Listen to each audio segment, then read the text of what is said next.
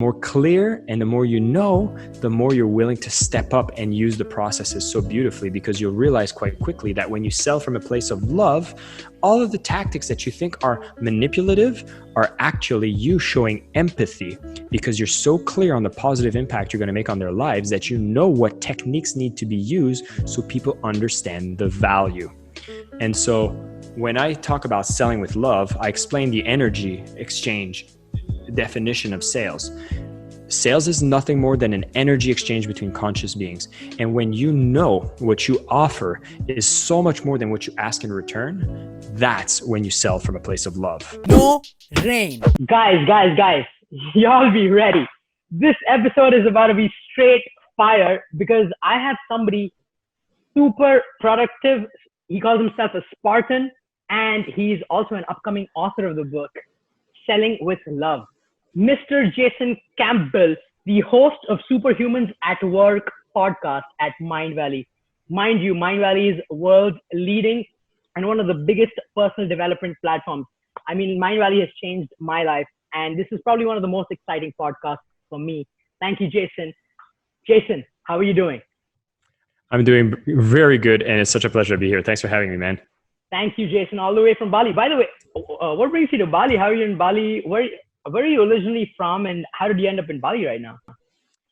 It's a really interesting story. So I'm originally from Canada. That's where I was born and spent most of my life. And about 9 years ago, I started traveling. I found myself working for Mindvalley, which is a personal growth development company, for about 7 years.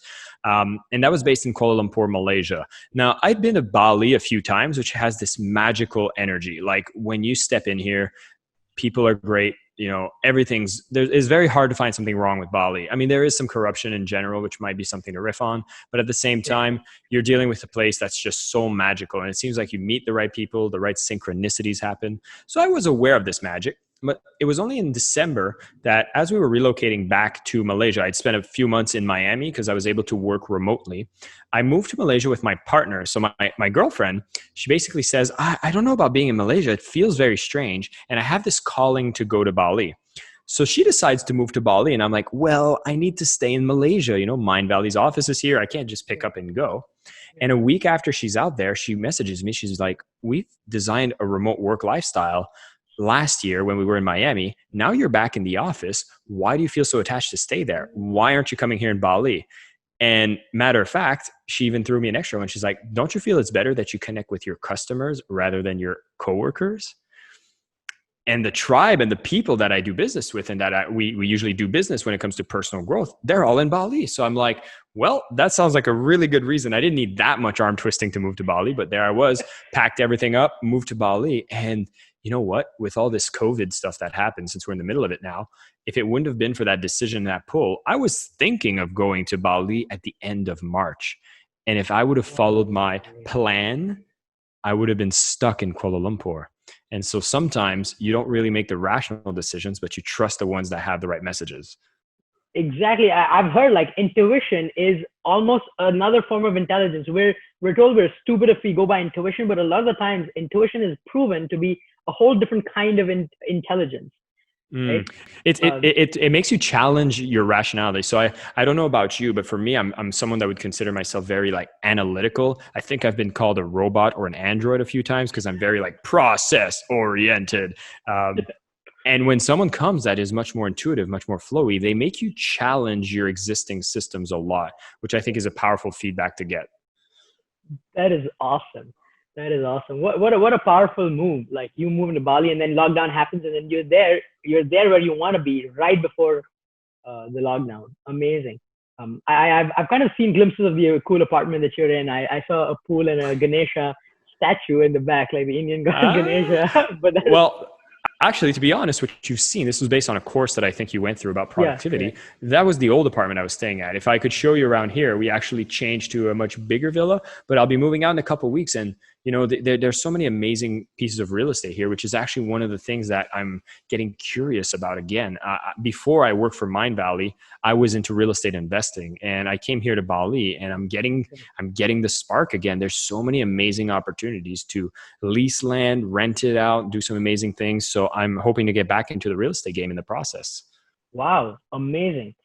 Jason, I want to ask you about your story because I've heard that you've had an amazing journey. So if I were to ask you, like in a few moments, if you want to talk about the journey of how you ended up where you are, living an international lifestyle, doing all the amazing personal development work, interviewing the top and top-notch CEOs from around the world, how did you end up in this lifestyle? Did you think about this? What's that journey been? What's that process?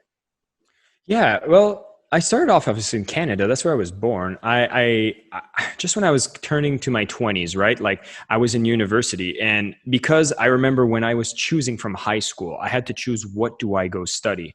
And I remember I got accepted into three things: mathematics, computer engineering, and business school. And I was like, well, I really wanted to get a girlfriend, and it sounded to me like business school would be the one that would most likely get me attractive to women. So I was like, okay, I'm going to go to business school because I didn't have, like, I didn't know what I wanted. I was just this, I was 17 years old. So you do the best you have with what usually motivates a 17-year-old boy. Right. And I thought by going into business, I'd learn everything about business, only to realize that when graduation came, I still had no clue what I wanted to do. I had a turn of luck. The turn of luck is that my sister worked for a real estate company. And as I was going to these job fairs, and it was like, you can do this management trainee program and make this amount of money over the next 30 years. And I was like, it sounds very boring. She invites me to meet her CEO. And she's like, hey, this guy, he's really much of a sales guy. And I think you're going to like him. And you might want to consider that you're looking for some people here. And I was like, oh, who wants to go into real estate? Like an agent? Yeah. Like I'm a university graduate. I want to get a prestige job. But I give it a chance. I meet with him, and you would think, okay, maybe like, I was like, he's going to tell me to become an agent and sell houses. That's going to be, that's like, lowering my barrier of what's acceptable for someone like me, right? No, I get into the room and he tells me, Jason, I want you to be a telephone salesperson. I want you to be a telemarketer. And I'm like, but he doesn't use that label. He calls it an inside sales agent. And I'm just like, wait, so I went through 4 years of university and you're telling me that I should start getting on the phone and bothering people? I was like, I don't know if I'm ready for that. Matter of fact, I actually took a leap of faith because he's like, no, look how much money you can make. And he got me to see like commission. And it was like, everything was based on commission. It wasn't even a fixed salary. I'm like, oh my God, not even a fixed salary. What am I doing with my life? Anyways, I said, you know what? I was still in school at the time. And he's like, you can do it part-time. I was like, well, why not? I'll put in a couple hours. We'll see how it's like. It ended up being the most beneficial thing I've ever done in my life. If you look at all the top CEOs in the world, they usually have two things in common: a sales and marketing background. And here I was on the phone calling 100 people a day based on them requesting information from us, booking them appointments with realtors and making a commission. So I learned how to leverage my time. I've learned what is it like to follow a process and the power that a process gives you. And I've learned to overcome my fear of rejection, understanding that when someone says no to you in a sale, it's not that you're not enough, is that they weren't ready for whatever you're offering. And there's different ways that I could tweak the way that I spoke. I learned, I followed the script, I went off the script, I got worse, I got back on the script, and I just got to discover so much about myself and overcome a lot of these resistances that has been the foundation to even what I'm doing now, which is falling in love with sales. Wow. A boring job with just commission, not a prestigious job, and you say it's been one of the most impactful things that and this, like, we could go into a long journey here, but I think that was the most important thing I'd say for anybody that's maybe coming out of graduation, they're young professionals, learning and appreciating and loving the art and the power that comes with understanding how sales, we're all salespeople, whether we like to admit it or not. We all have to communicate with other human beings. We all have a persuasion experience with other human beings. I don't care if you're trying to get a job, doing an interview, that's a sales process. Are you trying to find a partner, someone that loves you? What if you're reaching out to a bunch of people and they keep saying no? Then maybe there's something you need to look within yourself. Maybe there's a different approach. Maybe you're not taking the feedback. And again, when you get into a sales position, you get to repeat the pattern in a professional way and a safe environment that makes you overcome these fears of rejection, that makes you build your self-esteem, your self-worth in a powerful way. The journey after that has went through starting my own company with two best friends and buying like about 20 condos in America, building a real estate operation, selling that real estate operation, starting to build courses on how to raise money from investors, raising millions of dollars for funds that would actually support the acquisition of multi-unit properties, to then coming over to Mindvalley and kind of just learning the ropes of the online marketing space for personal growth. And the second most significant thing is that I've embraced personal growth in my journey by going to Mindvalley. I'd never meditated. I thought that was like the only people that, they spend their entire lives in an ashram do the meditation. And here I was, I'm this sales guy. And then I learned the power of mindfulness, meditation, personal growth. And then that's another journey that lasted 7 years. So yeah, Wow. that's the accelerated version. That is amazing. One interesting thing that you mentioned is, personally, I spent a lot of time at an ashram, like about 6 months of my life in an ashram. I'm just 24 right now. So that's a considerable amount of time volunteering, just being there, helping, doing little to big things. And I think one of the biggest things about entrepreneurship I learned from being in the ashram, how to like get people dedicated without paying them money. Because honestly, just paying people money and expecting them to do work doesn't work. But the ashram was one of the most phenomenal times for me to grow as an entrepreneur, which is very interesting, right? So I totally resonate with what you say. It's fascinating. And I love that you were able to bring that up, because most people don't understand that when you actually go into a space that is, an ashram, you think that you're dividing yourself away from the regular world, when instead you get the best insights that you can apply in the world. It even gives you the edge, So I'd be curious to ask you, what are some of the things you've noticed that got you to go volunteer? I'm assuming that there's a mission that you were inspired by. I'd assume that there was growth as a goal. Do you have anything else?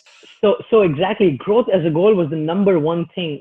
The reason being, in India, Krishna is a famous character, and he says something, yoga saha kuru karmani, in Sanskrit, which means establish yourself in yoga before acting. Because we think spirituality and meditation is something to do after you're done with the world, but it's actually a great tool of empowerment. So in fact, before you act, you must establish yourself in yoga. That's what he's saying. Because otherwise, the powerful tool that you have, you will leave the world in tatters if it's not in control. So the powerful tool of the mind, the body, the intellect that we have, it must be regulated. And that was the number one goal, to just go and learn how to grow and gain mastery over this mind, this body, before I act in the real world and start my journey. So that was the biggest motivator. I mean, the closest I've been to experiencing something within those doctrines is I had a chance to do a 10-day Vipassana, which was an experience. I'm a Vipassana meditator as well. Before that, I was a Vipassana meditator. Awesome. Please continue. Yeah.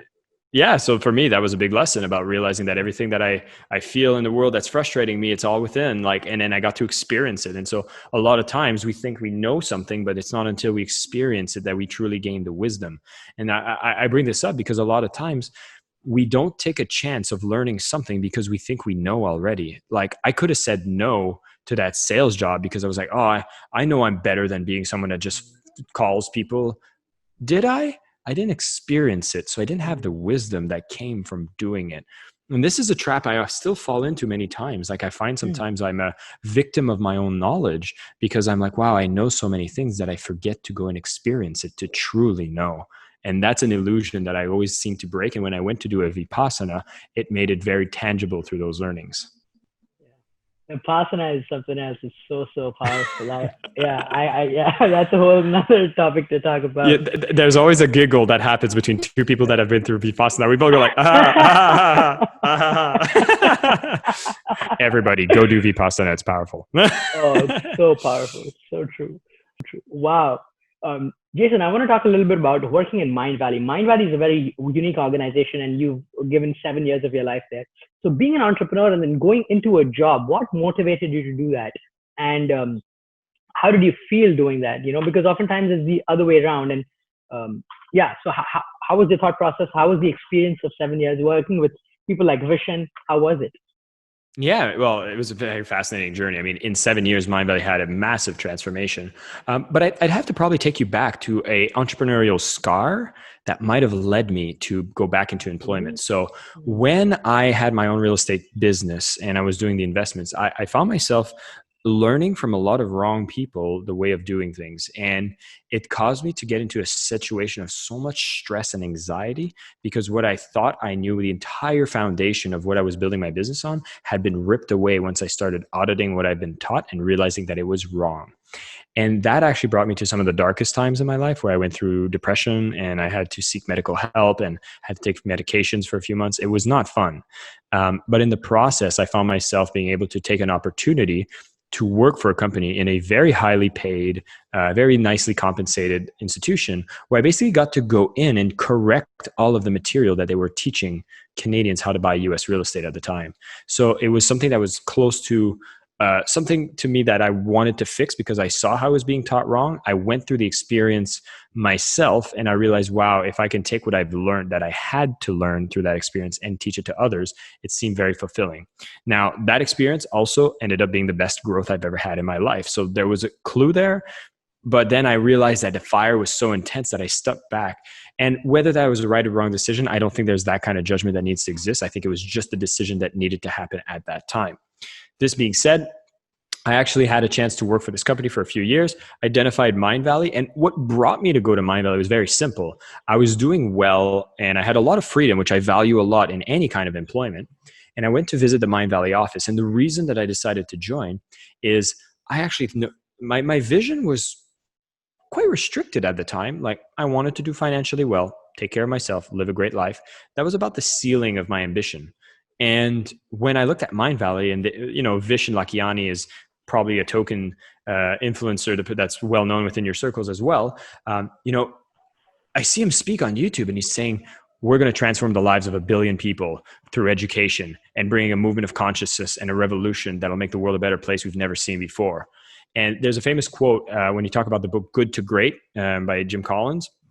He talks about when you build an organization, it doesn't matter where people sit on the bus, but you want to get great people because they'll always find themselves. What I took from that is I understood that when someone is a visionary leader, they're basically the person that builds a bus and tells you where it's going to drive. And I looked at what Mindvalley was doing. I looked at that vision and I said, I don't know where I need to sit on this bus, but I want to ride it. Like this is the magic school bus that's going towards a vision that's so grand that it's going to push me to grow, which brings us back to what we were talking about, where growth as a goal for the choices that you make. So I went, okay, I want to be a part of this organization. And wow, I spent 7 years where, I launched products. I started on a product marketing team. I led the entrepreneurship division, which was a division when I started that did online marketing training, sales training, and then I launched Impact at Work, which was an interview series. I helped launch Vishen's first book. I led the events team and created the first Mindvalley University with the help of a lot of colleagues. And by the way, when I say I mean we, because we always did things in a team.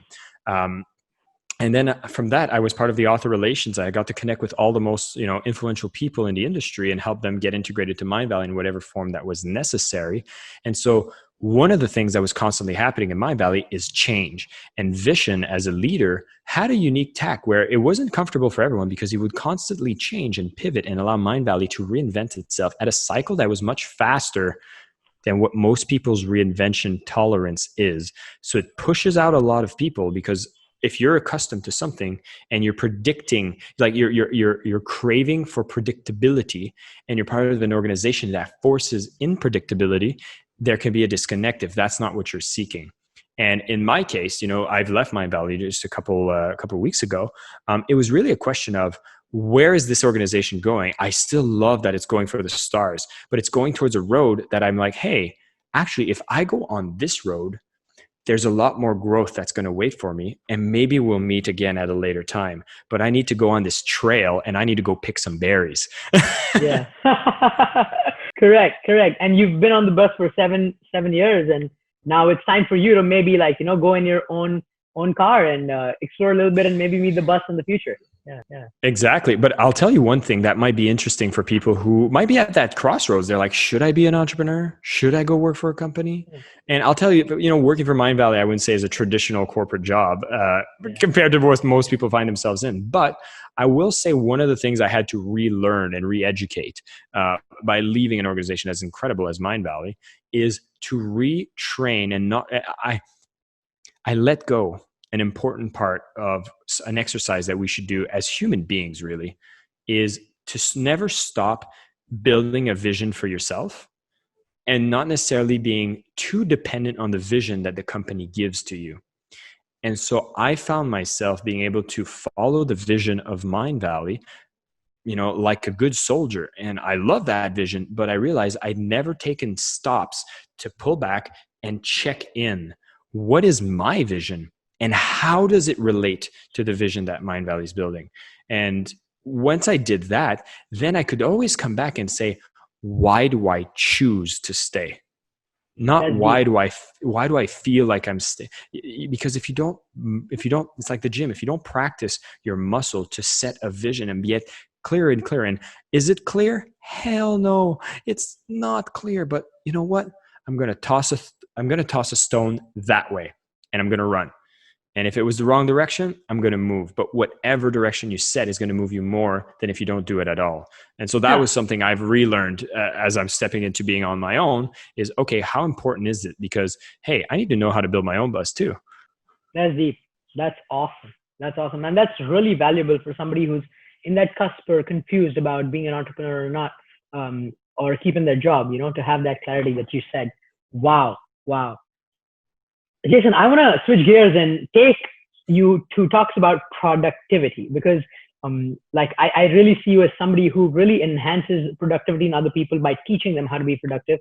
That's what a lot of the podcast covers as well. And that's what you use in your own life. You teach stuff that you use in your own life, which is most important. What works for you. You're not just taking some productivity tips out of a book and just subscribing to other people like, hey, do this. You really use it in your life. So what is productivity?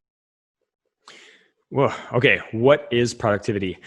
There's actually a really interesting talk that I watched from a man named Brendon Burchard. He runs Experts Academy. He's a really big personality in America mostly. And in essence, he talked about productivity without purpose means nothing. And so, you can get faster at clearing emails, but if you don't know what you're being faster for, it doesn't make sense. It doesn't mean anything. You might as well just ignore the emails, right? And so it was interesting. It's like you're on a hamster wheel and shit. Like you're in a hamster wheel, just going faster, but you're in the same place. Like you don't know why you're running. You don't know why you're running, and there's no point to it all. And this is interesting. I actually relate this. You're going to find this interesting. I relate productivity a little to the chakra system. And of course, when I say that, I'm probably going to butcher the chakra system. So please don't take me on face value. But I also look at the chakra system as Maslow's pyramid of needs, by the way. I see just so many synchronicities between the ancient wisdom from the chakra system, as well as the modern psychological models of what motivates us. And what is the things that, because self-actualization, what is that? It's crown chakra. If you're talking about, physiological needs, what's that? That's root chakra, right? So what about productivity? Wait, maybe I should take a pause. That was maybe profound. Yeah, I never thought about that. Whoa. Businesses, I also viewed another man chakra who is emotional fulfillment. Wow. Esteem, all those things, right?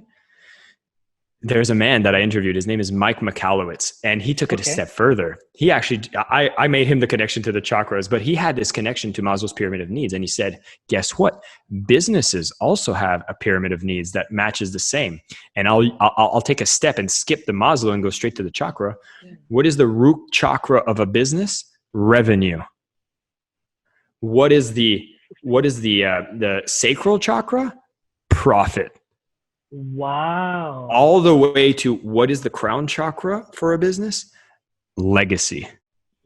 Wow. What is the legacy that it leaves? What is the third eye and the throat? It's the impact. Like I was like, what? And then what's the heart and the heart and the solar plexus was efficiency, productivity, all of it fit into that, because then you're trying to optimize. Anyways, tangent. Let's go back to what productivity is.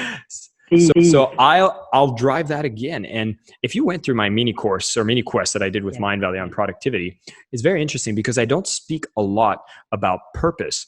And the reason is because I've realized that a lot of people right now are feeling that there's too much. It's like there's so much food coming at you all the time, and you're barely able to chew. So like, I can't go and talk about the digestion and integrating these nutritions until you learn how to chew.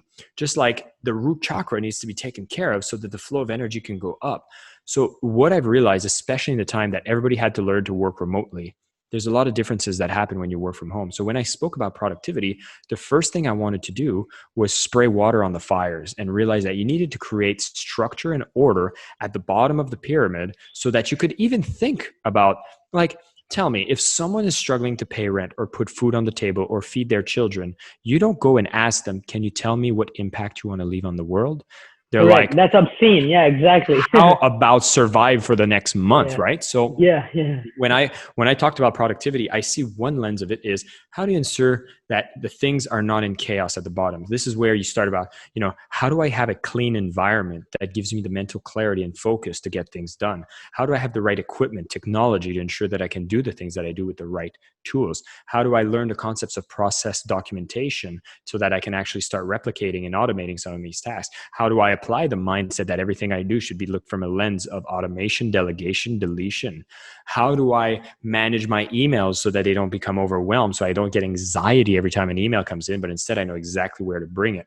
How do I bring on a team member to take care of some of the processes that I have as well? So all of these were things that I taught on a productivity level, which made you be able to consume more food. But again, if I go back to the beginning, the quote that I had with Brenda Burchard, which is like, without purpose, it means nothing. But with this at least being taken care of, you free up mental space to look at purpose. Mm-hmm. And this is where productivity gets really clear, because think about why every hour is important is because there's a goal you want to accomplish. And if you want to optimize productivity, it's really about setting a really big goal. And that will be like I love the chakra system, because it's like when you have like a divine heavenly pull that pulls the energy up.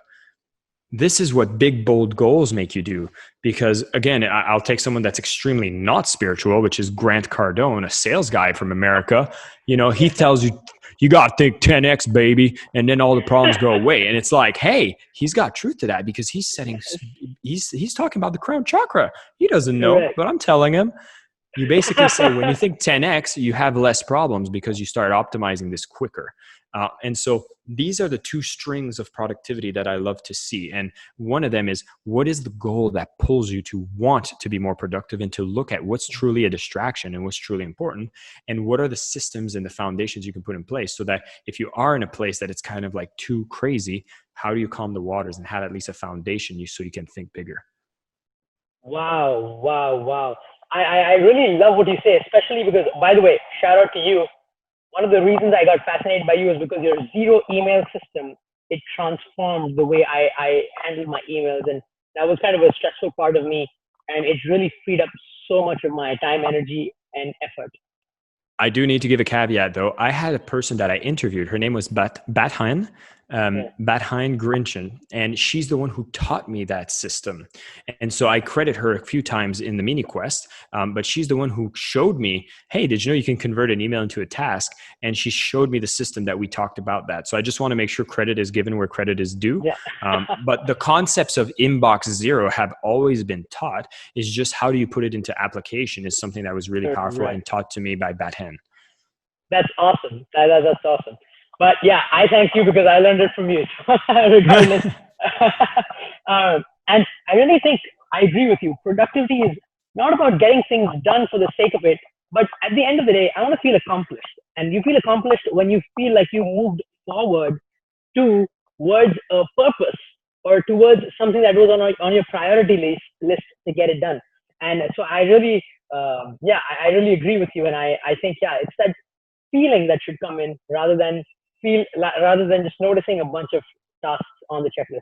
This is a very simplified version from what you said. Nobody feels good if they spend a day just clearing emails. You've done a lot. but you don't feel fulfilled. So it's something you need to make sure you're not getting trapped into.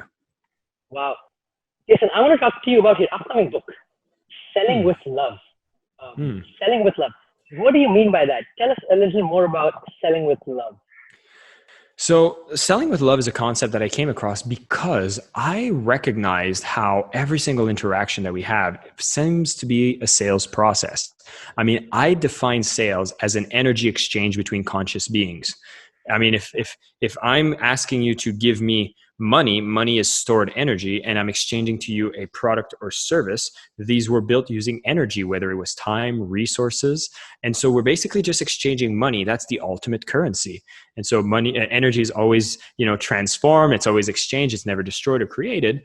And I realized that in every interaction, and of course, if you're asking someone to spend the rest of their life with you, it's also a sales process. And there is an energy exchange. There's commitment. There's all these things that come with it. Matter of fact, marriage is a contract. So don't tell me it's not a sales process. And the government is involved, and there's taxes.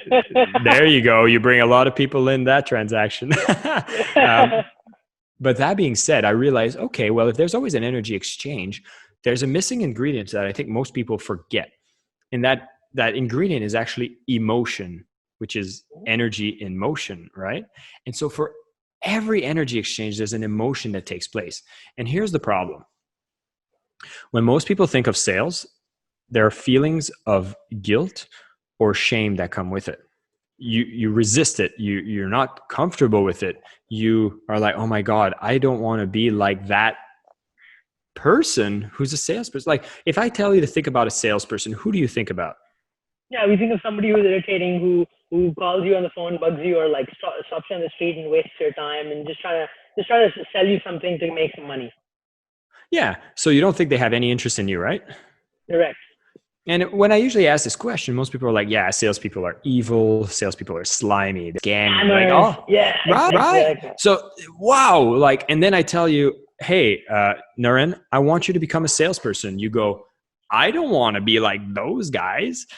So already imagine the blockages that come from even embracing the idea that you could be a salesperson. And here's where I see there's a problem. See, most of the extraordinary people that we model, that we look up to, never have the title of a salesperson. Let me ask you, who are some of the most famous people that you admire? Wow. So it would be Tony Robbins. It would be Sadhguru. It would be Vishen Lakhiani. So yeah, a lot of these people. All right. Let's just take Tony Robbins and Vishen Lakhiani. Is Tony Robbins a salesperson? So if you ask me typically, I wouldn't think of him like that. He is the ultimate salesperson. If you go to any of his events, you will be sold. If you hear any of his commands to transform, he is selling you an idea of who you are that is greater than what you even know. And he's making sure that you become aware with this higher self and potential that you have within yourself. And he's selling you to take a leap of faith and trust that you do have that within you. And you say yes to that sale. And let's look at Vishen Lakhiani. Is Vishen Lakhiani a salesperson? Yeah, now that you made me look at it from a different lens, yes. If you watch any masterclass from Mind Valley, you will notice that we educate people brilliantly. And at the end, Vishen says, and now that you've had this amazing transformation, we invite you to join on this 30-day quest, because we know that once you go through 30 days of this transformation, you will get the results that you're looking for and solve the problems that you had in your life. And he does it very beautifully. And if you think about it in terms, Mind Valley is a sales organization. We get to actually bring ideas from amazing teachers to the world, and we design systems to allow people to be educated, whether they buy or not, but also with intent to thrive and to sell and to grow, because that's the energy exchange. And so the reason I bring up these examples is because now if I tell you to become a salesperson, which means I want you to become like Tony Robbins, and I want you to become like Vishen Lakhiani, and I want you to even become like Sadhguru. I'm not as familiar with Sadhguru. I feel like I've seen a few videos of him, but he's also out there and selling his wisdom. He's there and going on any of the platforms that he can, because he knows how important his mission is, how big of an impact he wants to make, that he will go out there and make sure that the most amount of people on the planet hear it. Am I correct or incorrect? Absolutely. Absolutely. That makes Sadhguru an incredible salesperson. Yeah, I mean, like I've heard Grant Cardone say, but even Jesus needed marketing, right? If you don't say that, you'll take people to the kingdom of heaven, people won't come to you. They're not interested in you. Even a flower needs to market itself to attract bees to come and suck, I the I nectar love out of that it. you use I love that you use this example because flowers know that the more beautiful you are, the better you smell. You attract the bees that will come, and then the bees come and they're like, "Wow, look at this amazing like nectar and everything." And they will come, they will use it, and then they will actually go and build the honeycombs and all that. I'm not too precise on the bees here. I didn't have the birds and the bees talk, right? Um, But here's fascinating. My colleague Jeff, or ex-colleague Jeff, shared an example that one flower actually pulled a little sneaky trick. There's a flower that exists out there that actually evolved to actually resemble a female bee. And what happens is when bees see that flower, they think it's a female bee. So they go directly for that bee. And when they get there, there's no nectar. And so the flower gets all the benefits of being propagated because they used a deceptive technique to attract the bee. And when the bee got there, they didn't get what they were expecting. And that's the problem with sales, is because people are so obsessed with analyzing the process of sales that they forget to realize what is the energy that goes into doing those things. And that is not coming from a place of love. Wow. Wow. And I think we have more flowers like that typically in the business world. And I guess that's what you're trying to change, huh? That's what you're trying to change. You're trying to infuse nectar in salespeople, huh? Ooh, I love how you said that. I've never put it Yeah. that way, but I think I might take your words on this. Yeah. Yes, here's the problem. The problem is the extraordinary individuals that have a great service to offer to the world are not using the techniques that are necessary for the right people to know that their products are out there. And so guess what's left? What's left is the people who didn't do the work to be as conscious and as loving as you are will skip the chapters and go and do worst things in the world. And that is all because we've chosen comfort over studying conversions. Now, I don't want to put all the blame on the people because, matter of fact, the stacks are against us. I've already mentioned one of the key elements is that you'll start from a place of guilt and shame if your only experiences with sales have been with bad salespeople. And if you've had the kinds of parents that, if as a kid, are we natural salespeople as children? I think so. As children, we are, right? Well, I'd say we're quite shameless. We Yeah, know how to exactly. ask. We don't Yeah. resist, but we're really bad salespeople because we Huh. don't care. We don't care about any other needs but ours, right? True. So True. if you want that candy, you want that Nintendo, you want that chocolate bar, whatever it is that you want, you go to your parents and you don't care what their situation is. You just go, Mom, Dad, can I have it? Please, please, please, please, please, please, please, until it gets annoying. Now, guess what happens usually within your childhood is at some point you'll go too far and the parents will say, hey, no means no, stop asking. Yeah. No wonder so many people resist doing follow-ups to clients, don't want to pick up the phone because that hurts. That will remove love, and that is anchored into our memory. So the stacks are against you, or the odds are stacked against you. And so you have to recognize that you were just a salesperson that was quite unaware, and you'll need to become aware of it and realize that there's a better way of doing it. Wow. Wow. When are we expecting this book to come out? Man, that stuff's coming out early 2021. Okay. And so I'm really excited about that. The whole concept is about realizing like that's the bottom level. There's 4 levels of emotions that people go through. That is the bottom one. So if you want to heal those traumas, that's your first step. Then I talk about the kind of paradox where when people usually heal those traumas, they might step into a place where they're like, oh my God, I want abundance. I want all of these things. But if you come from a place of lacking, you're coming from a place of scarcity. And this is what I call the fear pride paradox. This is where a lot of the bad salespeople come from, because the second step in the 4 steps can be a trap that gets you into a place where you get really proud about what you sell without being conscious of the impact and the responsibilities you should take for what you sell. And so someone tells you, come here, we'll get you to work. You're going to take advantage of these people. Doesn't matter. You're going to make some money. You're going to get rich. And that's what matters. Everybody's out for themselves and you're going to get rich. Just do that. Everybody want to get rich. You got to get your opportunity. It's the opportunity right now. You got to buy now. Let's get started. You're like, okay, let's go. And then you get started. And then if you're not conscious of the impact that it has on the people, you might be finding yourself in a great financial situation, but you don't know what the cost of it is. But you'll have a voice. There's a voice that will be singing to you. And we're going back to what we were talking in the beginning, the intuition. There'll be something that doesn't feel right when you're selling from that place. And unfortunately, instead of paying attention, we'll typically get drawn towards addictive behaviors, whether it's substance abuse, whether it's, any kind of things that you would do to distract yourself from facing the reality that something doesn't feel right, but you're personally benefiting it from.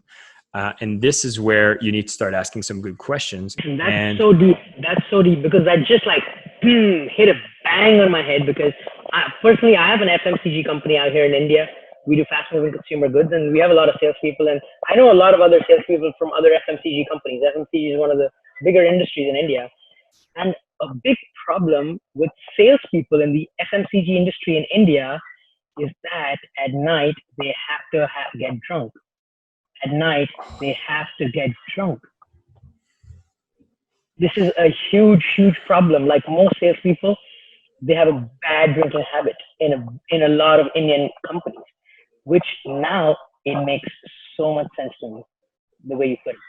Thank you. That's why I had to stop you to say that. Wow. Yeah. And you know what? That's amazing because I didn't realize that would have been such an issue in India as well. I mean, I've usually seen this happen. You think of a stockbroker, you'll usually associate the tendencies of a stockbroker with cocaine, alcohol, and other sexual misdeviance. And so so you're seeing that also in India. And here's an even bigger problem is that let's say you decide, hey, maybe I want to do something better. The next logical step in the 4 steps before you get to the 4th step. The 4th step is selling with love. I'll give the punchline. But most people think there's only 3 steps. And when you go beyond that, you start thinking, well, maybe I need to be more rational. Maybe I actually need to stop using the kind of techniques that are very manipulative and be very honest with the customer. And now I'm going to give them all of the information and I'm going to be very sincere. I'm going to make sure they know all the facts so that when they make a decision, it's on them. They'll have all the cards on the table and they'll make the decision. And here's the problem with that. Number 1, you'll realize people won't buy as much as when you were acting like a prideful, confident salesperson that didn't care. It's just a fact. When you start caring the way that you think you're supposed to care, which is being very rational, you'll see your sales go down. And so you'll be faced with a challenge. You'll be like, what? I'm trying to be a good person and now my sales go down. So I need to either become an arrogant person that doesn't care to sustain, or I need to stay at this place and need to be this victim that decides to play from a higher place at my personal sacrifice. So you become a martyr. And that's not a good place to be. And it's actually you convince yourself that that's what you're doing. But here's the truth. You're not taking responsibility for the sales you make when you sell from that level. You're trying to give that responsibility to the buyer. You got it. You're not away willing. From your responsibility. Yeah. And that's the thing. But you think you're being responsible. And this is where there's a trick that happens in our mind is we feel that, okay, when I didn't care is I didn't take responsibility. When I give all these days, you basically vomit everything on the customers because you're like, here's a responsibility. I don't want to deal with it. And that's where I want to make a breakthrough. This is where I want people to step up to awesome, which is there is a 4th level, and that's selling with love. And when you do that, you take full responsibility. You do the work. You ensure that you have the 5 loves in selling, and then you go out there and you are relentless. You speak to these people with a new level of energy. You go and close more sales than you ever thought possible, and you become the most enthusiastic person because you're so clear. You know. And the more clear and the more you know, the more you're willing to step up and use the processes so beautifully, because you'll realize quite quickly that when you sell from a place of love, all of the tactics that you think are manipulative are actually you showing empathy, because you're so clear on the positive impact you're going to make on their lives that you know what techniques need to be used so people understand the value. And so when I talk about selling with love, I explain the energy exchange definition of sales. Sales is nothing more than an energy exchange between conscious beings. And when you know what you offer is so much more than what you ask in return, that's when you sell from a place of love.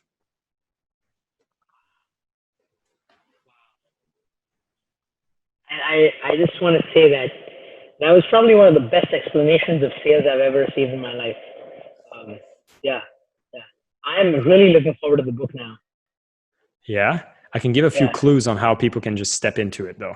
I think that'll be useful for listeners. Yeah. Please.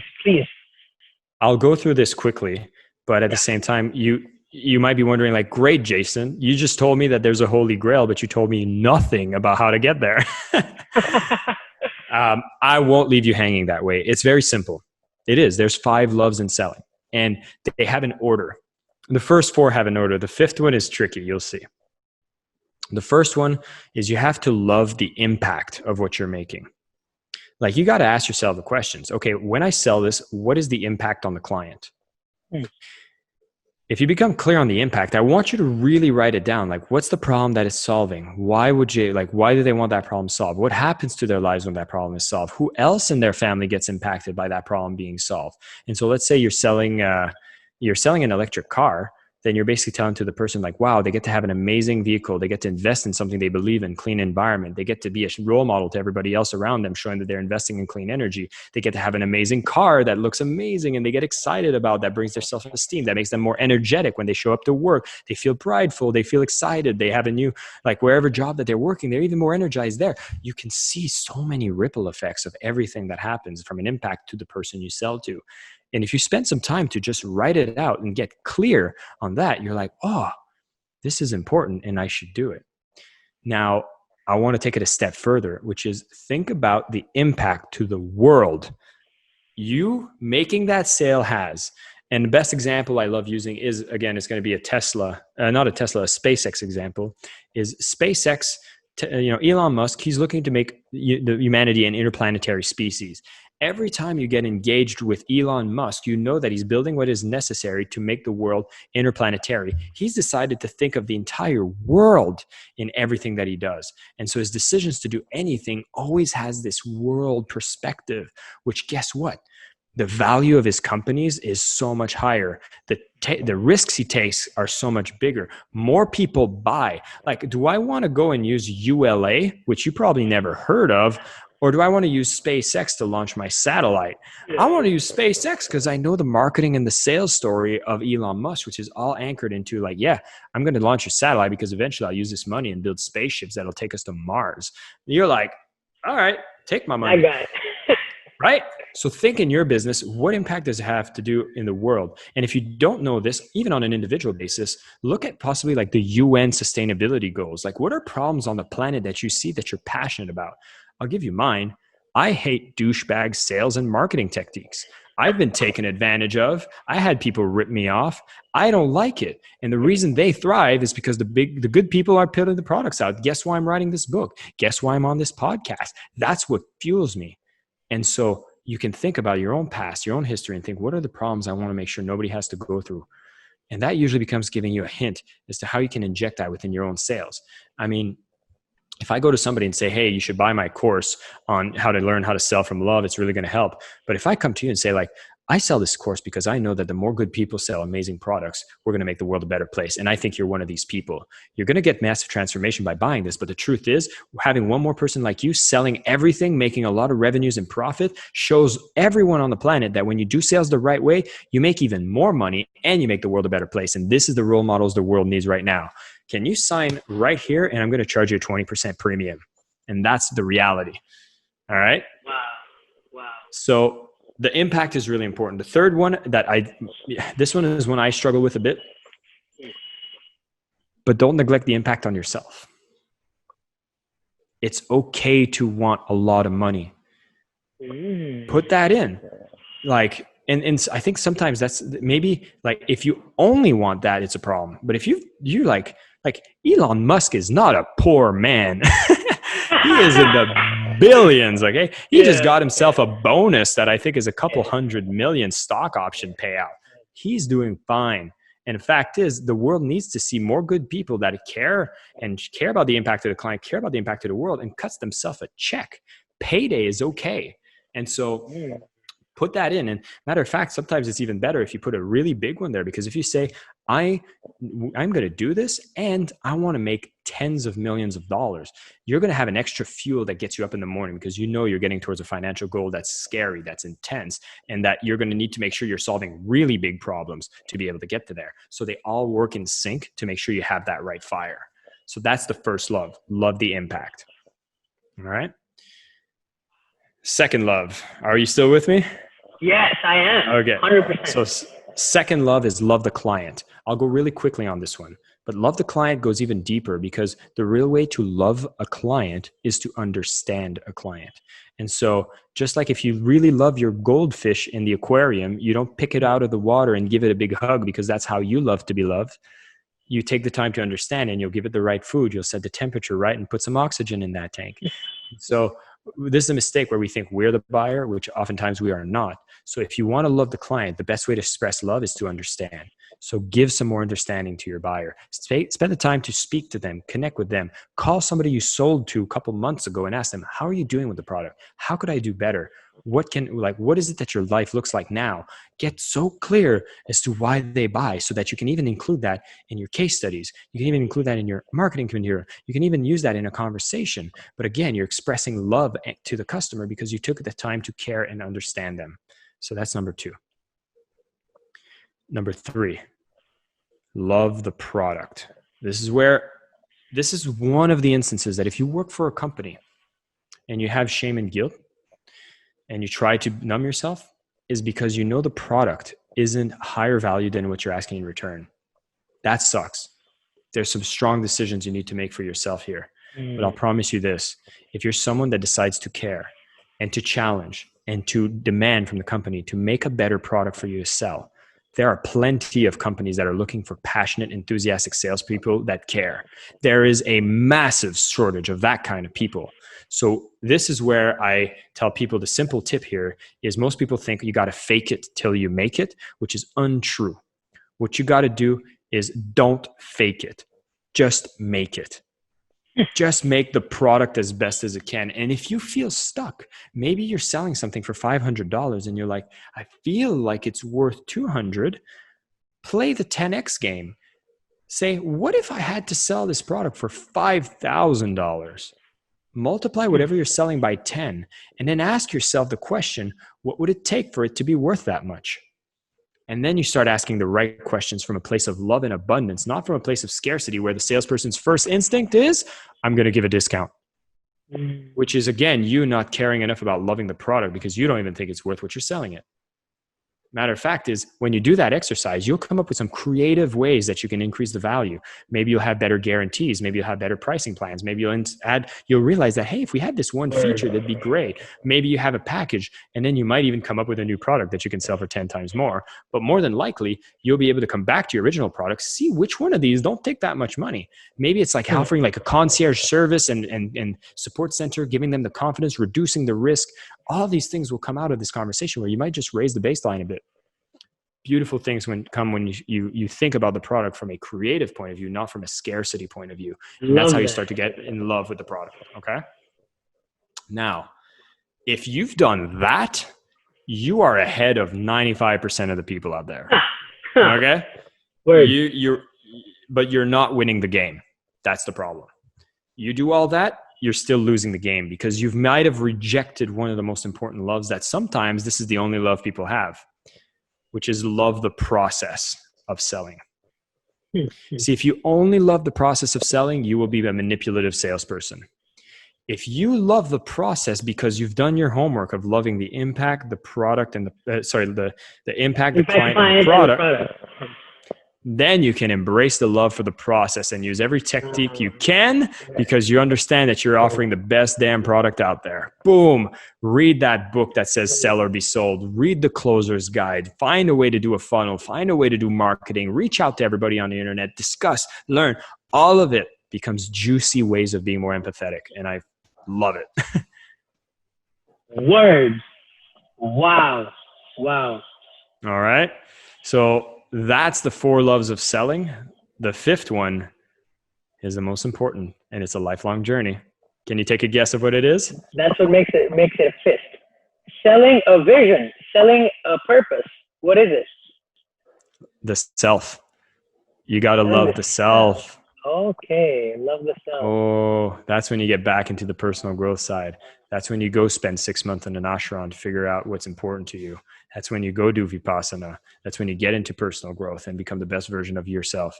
And, to throw a carrot to everybody, if you read the 4 Agreements by Don Miguel Ruiz and realize that the only thing we ever do is our best, realize that there's no such thing as insufficiency. There's no such thing as not enough. There's always just what you can do today. And that's always enough. And so a lot of times we sabotage ourselves because we get into our mind and start doubting ourselves and critiquing ourselves and judging ourselves, when really you're already doing your best. So no matter if you've taken anything from this presentation, I would just want you to forget that, you're always just doing your best, and the best is enough. And so if you can come from that energy, at least you don't have any of the baggage that holds you back from going out there and making the impact you want to make. Whether that's just being a great parent or it's building a world-changing empire, whatever is your best is fine. And if you come from that energy, we'll see a lot less problems in the world. Jason, it's an incredible honor to have you and for you to explain and go through the whole process of selling with love with us in so much depth.